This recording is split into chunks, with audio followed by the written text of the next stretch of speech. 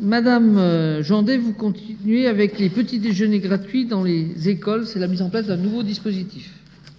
Oui, merci Monsieur le maire. Donc, dans le cadre de la stratégie nationale de prévention et de lutte contre la pauvreté et de son engagement numéro 2, garantir les droits fondamentaux des enfants, le président de la République demande d'organiser la distribution de petits déjeuners gratuits dans les écoles volontaires des territoires fragiles. Donc nous avons beaucoup travaillé ce sujet avec l'Éducation nationale et nous avons pris la décision donc d'expérimenter ce dispositif dans 2 écoles où il y a déjà des choses qui sont faites avec les parents, avec les familles. Il s'agit de l'école maternelle du Mollard et de l'école maternelle des Combes. Donc nous nous grefferons sur ce dispositif qui demandera aussi un engagement des familles, puisqu'un travail sera fait sur l'équilibre alimentaire avec des mamans qui sont déjà très investies dans ces 2 écoles. La société Sodexo a donc été sollicitée pour fournir des produits. Il y aura donc un produit laitier qui sera soit du fromage, soit des yaourts, soit du lait, un yaourt à boire, un produit céréalier. On travaillera et on travaille déjà avec eux avec des variétés de pain et puis un fruit frais. Le coût des denrées alimentaires, qui est estimé à environ 1 € par enfant, sera pris en charge par une subvention reversée à la ville par la direction académique.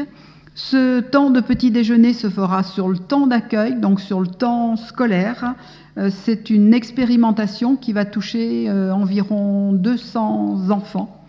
Et en conséquence, je vous demande, mesdames et messieurs, de bien vouloir retenir les conclusions suivantes. Le conseil municipal approuve l'expérimentation du dispositif petit déjeuner sur les écoles maternelles des Combes et du Mollard du 9 mars au 3 juillet 2020, autorise le maire ou son représentant à signer la convention de mise en œuvre du dispositif entre la ville de Chambéry et la direction des services départementaux de l'éducation nationale, dit que les dépenses des recettes correspondantes sont prévues au budget primitif 2020.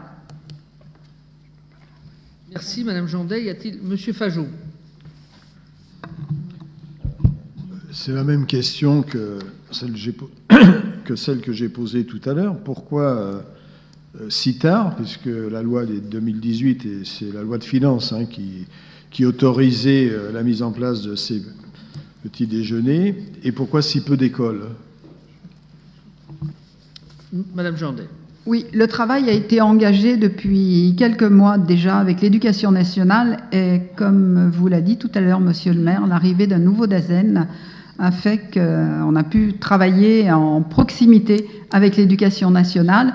Je voulais rajouter aussi que dans la volonté de ne pas stigmatiser les enfants qui ne déjeunent pas à la maison ou qui ont, pour des raisons peut-être financières, ne déjeunent pas, nous proposerons ce petit déjeuner à toutes les familles qui le souhaitent.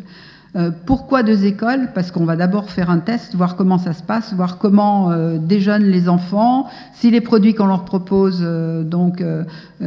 sont bien acceptés, s'ils aiment ces petits déjeuners, et puis on fera une évaluation en fin d'année scolaire pour voir quelles mesures seront prises l'année prochaine. Oui, moi je veux souligner que nous nous réjouissons de la qualité des relations qu'on a avec les 2 inspectrices de l'éducation nationale et avec le nouveau DAZEN. C'est vrai que les relations sont beaucoup plus fluides, il y a une volonté de vrai partenariat, et c'est vrai que les 2 rapports qu'on vous a présentés ce soir sont le fruit de ce travail avec une nouvelle équipe. Oui, Monsieur Fajot. Oui, alors, donc ça va donner quand même, je pense, une charge de travail supplémentaire dans les écoles maternelles. Est-ce que vous envisagez de renforcer la TSEM? Non. Ah ouais. Je vous rappelle que c'est sur le temps d'accueil, donc les enseignants sont là. Les ATSEM aussi, mais c'est sur le temps d'accueil. Et dans les classes de petite section, toute petite section, il y a une ATSEM par classe. Je soumets ce rapport. Oui, monsieur Dupassieux. Non, c'est juste une incidence, puisque cette action s'inscrit dans le programme Plan Pauvreté qui a été proposé par l'État. Juste, moi, il se trouve que je lis les revues d'ATD Carmonde, du Secours catholique. Ces organisations sont très critiques quand même sur la faible ambition de ce plan pauvreté. Donc je pense que c'est important de le rappeler. C'est en leur nom, effectivement, qu'il est important de rappeler au gouvernement que c'est quand même un ensemble de mesurettes qui sont adoptées et on ne traite pas vraiment au fond les enjeux du problème. Très bien. Y a-t-il des oppositions, des abstentions sur ce rapport? Le rapport est adopté.